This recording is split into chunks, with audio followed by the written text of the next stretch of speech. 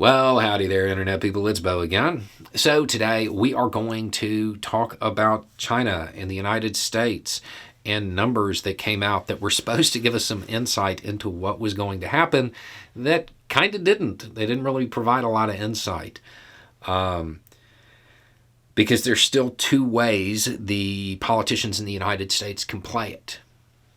In a recent video, we talked about how the United States might be gearing up for a jog.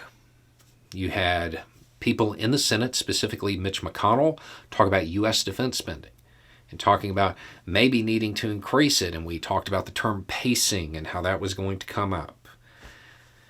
One of the big concerns was the Chinese defense budget. What China was going to spend, because U.S. politicians would use that as a justification to spend more or well, they're not going to spend less, but use it as a justification to spend more. China's numbers came out, 7.2% increase. That sounds like a lot. It's really not. That keeps it on par with all of the other numbers that have historically existed.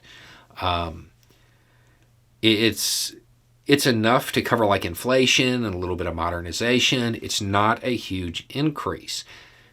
Probably shouldn't be enough to trigger a massive U.S. increase, which is our concern at this point. As we move into a near-peer contest, we don't want an arms race.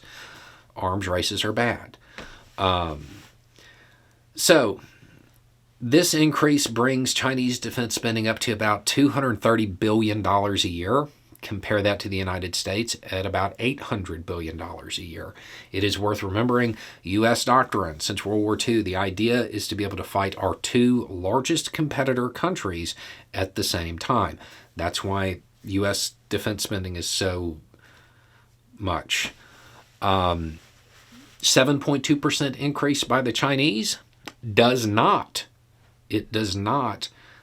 kind of break that rule. It doesn't violate that doctrine. It doesn't put the U.S. in a position where it should feel like it's not going to be able to do that.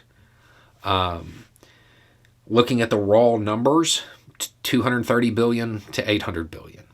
Another common metric that gets used to determine defense spending is a percentage of the GDP, is a share of the GDP. The increase would put Chinese defense spending at about 1.7% of the GDP compared to the United States at 3.5% of the GDP. Again, right there where U.S. doctrine kind of says it should be. So this increase, if politicians in the United States are honest, it shouldn't trigger a massive defense increase. It shouldn't trigger massive defense spending increases in the United States.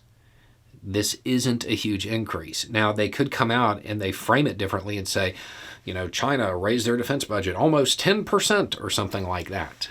And they could try to scare people. I would hope they don't do that, because these numbers, they're pretty flat. And if the United States engages in a massive increase in defense spending, China may read that and the whole situation may be reversed. Whereas before, we were looking at China's numbers to see what the U.S. would do. If the U.S. numbers increase a lot, China might increase theirs. And then we still end up in that arms jog, that pacing event, which is bad. It's bad for both countries. It's bad for the entire world, not just from the war aspect, but from the economic aspect, the wasted resources aspect, all of the problems that could be solved doing other things aspect. Arms races are bad.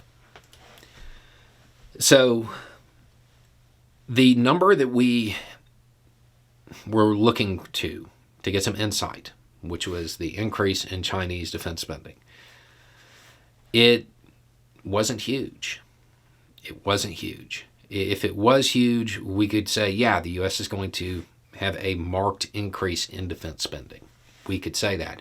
Since it's not, there's not a lot of insight to be gained, especially when there is the situation in Ukraine going on in the United States, sending a bunch of equipment there. The real hope is that the U.S. doesn't overcorrect on the Ukrainian side of things and raise the budget so much there that is legitimately designed to produce equipment for Ukraine, and it's signaled to China that that equipment might be for them, because that would increase Chinese defense spending, and we're back to the arms race. So we're going to have to wait and see what the next U.S. defense budget is. If it's running flat or just a slight increase to keep up with inflation or whatever,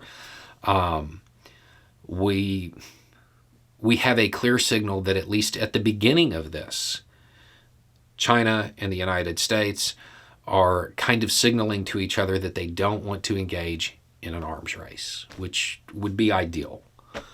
Anyway, it's just a thought. Y'all have a good day.